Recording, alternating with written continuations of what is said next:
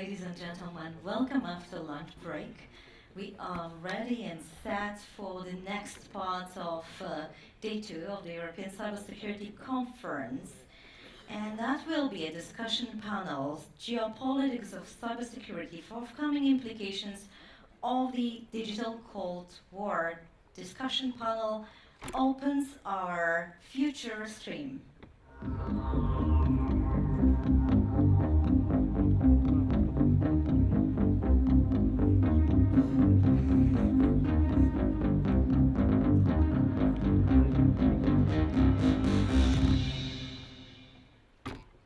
The host and moderator of that panel is Kevin Allison, Director of Geotechnology Practice Eurasia Group. Kevin, please join me on the stage, and I want to call our experts and speakers, who are Brigadier General Retired Robert Spalding, Senior Fellow, Houston Institute, former Senior Director for Strategy in President Trump administration. Welcome again. Jacek Bartoszek, CEO and founder of Strategy and Future, author of best-selling books on geostrategy and warfare. Jayashree Padya, founder and CEO of Risk Group. And Nikodem Boncza-Tomaszewski, CEO of Exetel. All right, so our speakers are entering the stage. I pass it to you.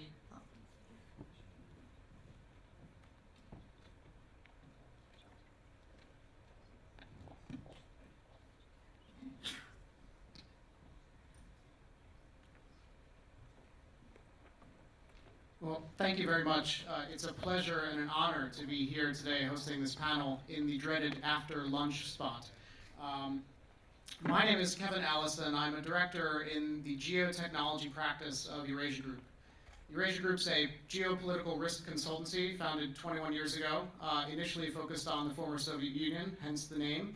But today we cover the whole world with roughly 70 analysts who are country specialists working on political risk in their particular geographies, and a geotechnology team which is focused on the intersection, or some might say the collision, of technology and geopolitics around the world. We founded the practice in 2016, making the assumption that technology would be one of the most disruptive forces in global politics over the next decade or more, and it has been a busy 3 years indeed. So it's a pleasure to have a distinguished group of panelists with me today. Just to make some introductions around, here to my left, General Robert Spalding, who currently at the Hudson Institute and the author of a new book called Stealth War, spent many years in the U.S. government as an Air Force officer and as the China strategist for the Joint Chiefs of Staff, and has been instrumental in the formulation of some of the new approaches to national security strategy that are having major effects on the technology sector globally. Next, Jacek Bartoszek. He is the CEO of Strategy and Future, a geopolitical forecasting company. He is an academic and lawyer who has written extensively on the way that power flows around the world in geopolitics, including how technology is changing the nature of global power. Next, Jayashree Padya, as said in her introduction, CEO of Risk Group, LLC, a strategic risk and reporting company. She's also the founder of a new startup called, is it Harden or is it HRDN? Harden, working on new approaches to cybersecurity in our new, increasingly networked age. And then finally, Nikodem Boncza-Tomaszewski. He is a programmer, a political theorist, and the CEO of Exetel, a state-backed Polish telecom firm. So please join me in welcoming all the panelists. We are going to hopefully have an interactive and engaging discussion today. I want to invite you all very warmly to make interjections, to cut me off, to add your ideas to the conversation without feeling the need for me to call on you. I want this to be as free-flowing a discussion as possible. So just to kick off, a generation ago, the communications revolution shrunk computing power down and made it affordable to the masses.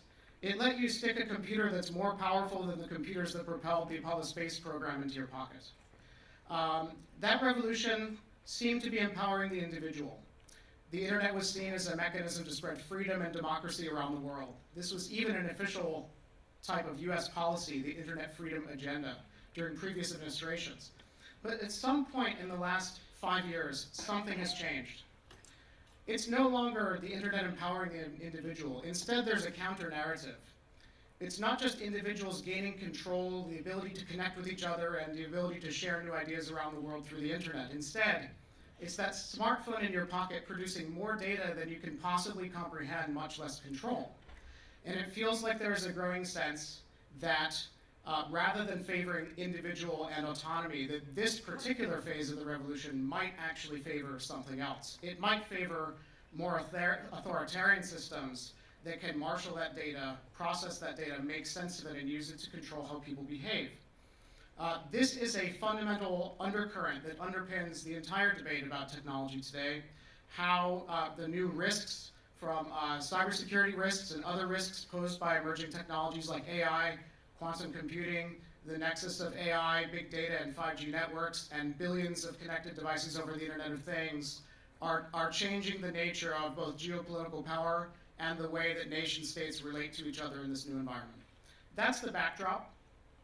It's also occurring amid, I would say, a broader crisis of confidence about institutions in the West.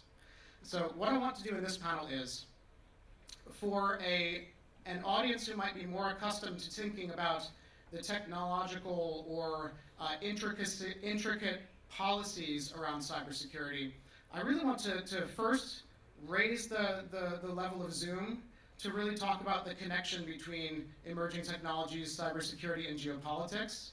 I want to see if there's agreement within the group about the nature of the problem, particularly for Western countries that are trying to continue to safeguard their citizens' rights and project power and continue to innovate in this environment. And then I want to see whether we have agreement or disagreement around some of the prescriptions that are being undertaken by governments around the world and how they are responding to these challenges. So to kick things off, Jacek, I wanted to throw it to you, because you've written quite compellingly about something that you call strategic flows, and how strategic flows influence geopolitics and who has power and why. And I was wondering if you could help us try to make this connection, so bridge this gap between the emerging technologies that are not only the solutions to our major global problems today, but are also now disrupting geopolitics.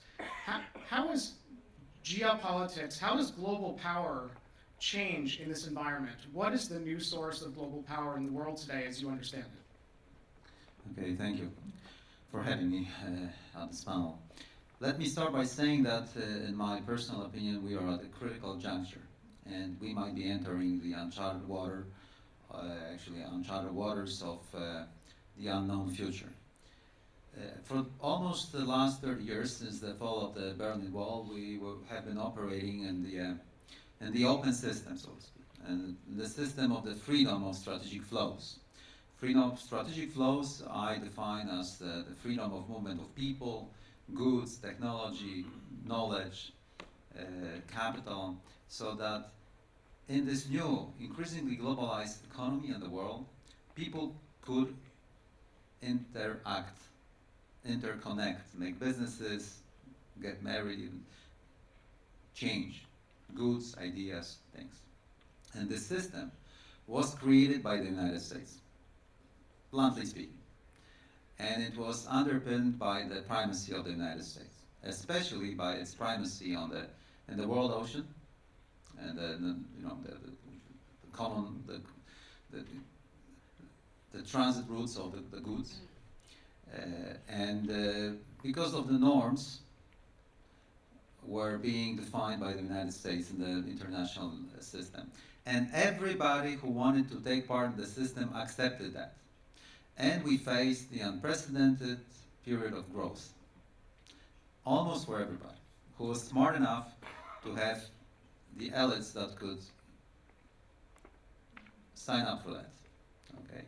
Of course, during those last 30 years, it turned out that different nations, different powers made a different use of that. But this was a system of openness. And what we are seeing now, okay, and that created interdependence. That was stemming from connectivity, more and more connectivity. Space became more congested, tighter, closer. Like internet, our internet changed our interactions with the people from the other side of Eurasia, for example, from the Polish perspective. Let's take a look at all those inventions, old times, railroads, highways, now internet, air traffic, aviation at all, in principle. And now, we all thought until quite recently that everybody would accept the system and we would all be profiting from the system. And now let me come back to my opening remark that we are at the critical juncture. Because it turned out that in this ruthless game that is always embedded in the human nature, that is highly competitive, it turned out that there are serious threats and dangers to sustaining openness of the system. Simply more connectivity is favoring some as opposed to others. And especially values matter, or especially if power, and in case of new technology, power is strictly related to the new supply chains, to the new value chains, to the new industries, to everything that is new and makes you more powerful, brings you more money. And with it, you can impose your rules. And it turned out that the primacy of the United States as a guarantor of the system was challenged. And once the competition kicks in, all interdependence resulting from increasing connectivity becomes a leverage of a stronger party against a weaker party. And we are right now at the moment of realizing all the dangers relating to that. And this is why we are witnessing right now the deglobalization of connectivity. And I think that the world will be more and more polarized, and there will be competing systems, including technology. Unless certain actions will be made, or unless some developments will have occurred that will, change this trajectory that we are already on. And the new technologies like 5G and everything else, like AI,